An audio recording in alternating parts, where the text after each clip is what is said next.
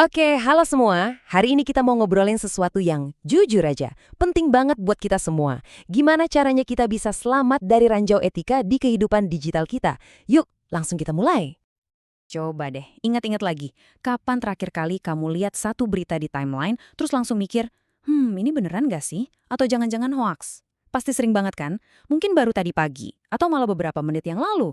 Keraguan kayak gini tuh udah jadi bagian dari hidup kita sekarang. Nah, sekarang pertanyaan yang lebih personal nih. Coba jujur sama diri sendiri. Dalam 24 jam terakhir, ada nggak di antara kita yang ngepost, komen, atau nge-share sesuatu cuma karena lagi emosi?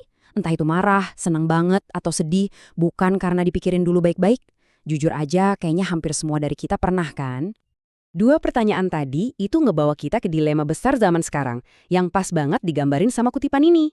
Media sosial itu udah kayak rumah digital kita, tempat kita semua tinggal. Tapi sayangnya, nggak semua penghuninya hidup dengan etika yang benar. Dan inilah masalah utama yang bakal kita kupas tuntas. Biar bisa navigasi dunia digital dengan aman, kita mesti tahu dong di mana aja ranjaunya.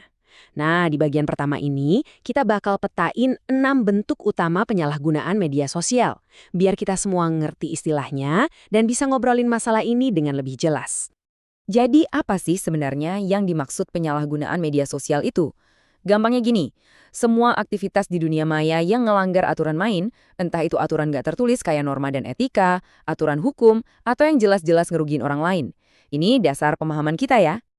Yang pertama dan ini kayaknya yang paling sering kita lihat ya, cyberbullying. Ini tuh tindakan nyerang, ngehina, atau bikin malu orang lain di dunia maya. Contohnya, wow banyak banget. Dari mulai komen body shaming di postingan Instagram, sampai rentetan hujatan di kolom komentar TikTok. Kedua, hate speech atau ujaran kebencian. Ini tuh serangan yang targetnya spesifik ke identitas seseorang. Bisa karena suku, agama, ras, atau gendernya. Ini bahaya banget loh. Kenapa? Karena ujaran kebencian itu punya kekuatan buat memecah belah masyarakat.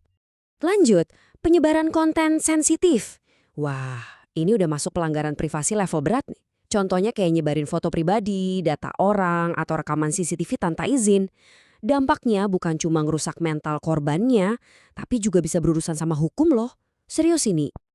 Keempat, impersonation dan akun-akun palsu.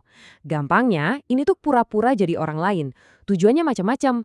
Bisa buat nipu, buat ngejatuhin nama baik seseorang, atau yang lebih parah lagi, buat memanipulasi opini publik secara besar-besaran. Kelima, ini sisi kriminalnya medsos nih. Penipuan dan rekayasa sosial. Modusnya banyak banget. Mulai dari phishing yang tujuannya nyuri data login kamu, tawaran investasi bodong yang menggiurkan, sampai modus selamat Anda menang undian yang ujung-ujungnya malah nguras isi rekening. Dan yang terakhir, sesuatu yang mungkin sering kita lakuin tanpa sadar. Oversharing. Kita terlalu banyak nge-share info pribadi. Misalnya, alamat lengkap rumah, jadwal harian kita, atau detail soal keluarga. Ini sama aja kayak kita ngasih kunci keamanan kita ke orang asing. Bahaya banget. Oke, tadi kita udah ngomongin soal kelakuan individu yang salah. Sekarang kita naik level. Kita bahas ancaman yang jauh lebih besar dan sistemik. Krisis informasi.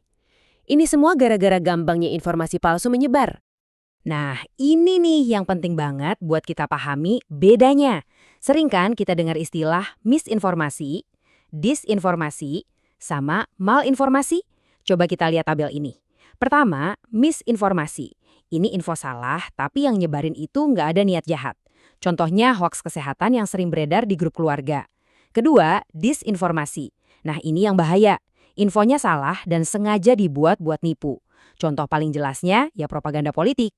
Dan ketiga, malinformasi. Informasinya sih benar, tapi disebarin buat nyakitin orang.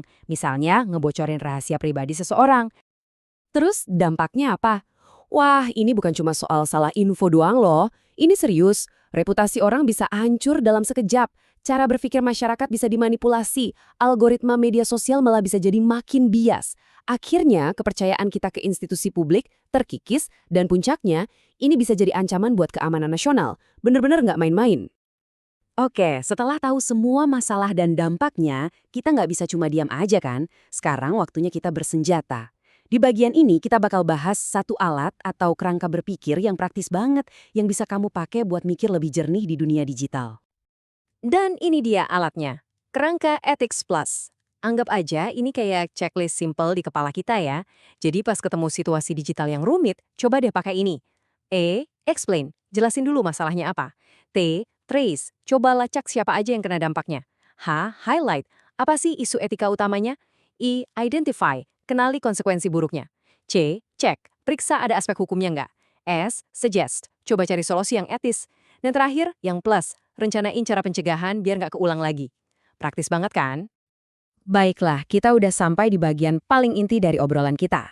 Kalau ada satu hal yang perlu kalian ingat dari semua ini, ya ini dia. Setiap tindakan kita di dunia digital, sekecil apapun itu, pasti ada konsekuensinya.